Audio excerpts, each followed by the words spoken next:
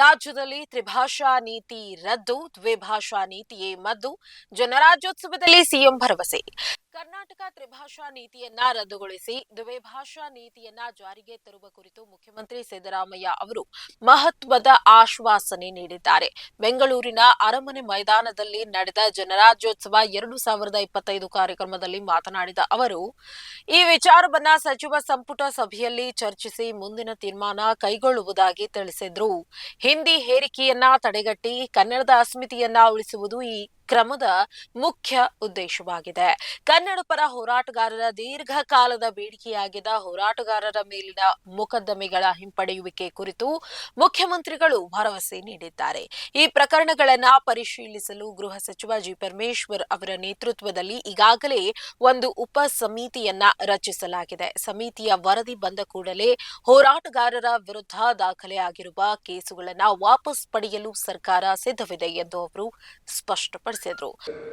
ಕನ್ನಡ ಹೋರಾಟಗಾರರ ಬಗ್ಗೆ, ಕನ್ನಡ ಚಳವಳಿಗಾರರ ಮೇಲೆ ಇರ್ತಕ್ಕಂಥ ಕೇಸ್ಗಳನ್ನ ವಾಪಸ್ ತಗೋಬೇಕು ಅಂತ ಹೇಳಿದ್ದಾರೆ.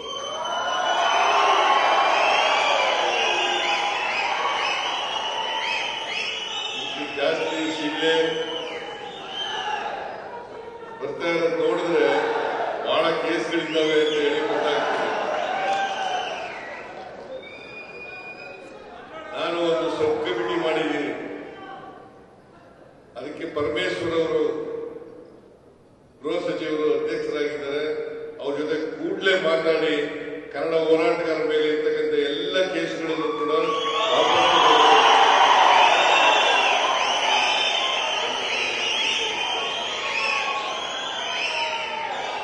ರಾಜ್ಯದ ಆಡಳಿತದಲ್ಲಿ ಕನ್ನಡದ ಬಳಕೆಯ ಬಗ್ಗೆ ಅಸಮಾಧಾನ ವ್ಯಕ್ತಪಡಿಸಿದ ಮುಖ್ಯಮಂತ್ರಿಗಳು, ಅನೇಕ ಸಚಿವರು ಮತ್ತು ಅಧಿಕಾರಿಗಳು ಇಂದಿಗೂ ಇಂಗ್ಲಿಷ್ನಲ್ಲಿ ಕಡತಗಳನ್ನ ಮಂಡಿಸ್ತಾ ಇರೋದನ್ನ ಪ್ರಸ್ತಾಪಿಸಿದ್ರು.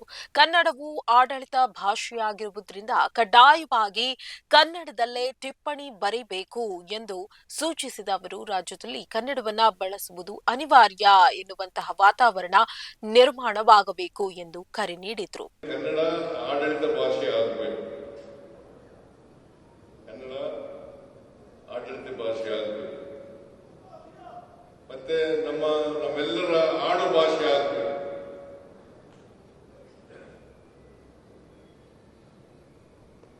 ನಮ್ಮ ಅಧಿಕಾರಿಗಳು ಅವರು ಕನ್ನಡವನ್ನು ಬಳಸ್ತಕ್ಕಂಥದ್ದು ಬಹಳ ಕಡಿಮೆ ಆಗ್ತದೆ. ಕನ್ನಡ ಭಾಷೆಯನ್ನ, ಕನ್ನಡವನ್ನ ಬಳಸ್ತಕ್ಕಂಥದ್ದು ಅನಿವಾರ್ಯ ಆಗಬೇಕು. ಆ ಕೆಲಸವನ್ನ ಮಾಡಲೇಬೇಕು ಅಂತೇಳಿ ತೀರ್ಮಾನ ಮಾಡಿ, ನಾನು ಯಾರೇ ಇಂಗ್ಲಿಷ್ನಲ್ಲಿ ಮಾತಾಡಿದ್ರು ಕೂಡ ಕನ್ನಡದಲ್ಲೇ ಮಾತನಾಡ್ತಕ್ಕಂಥ ಕೆಲಸವನ್ನು ಪ್ರಾರಂಭ.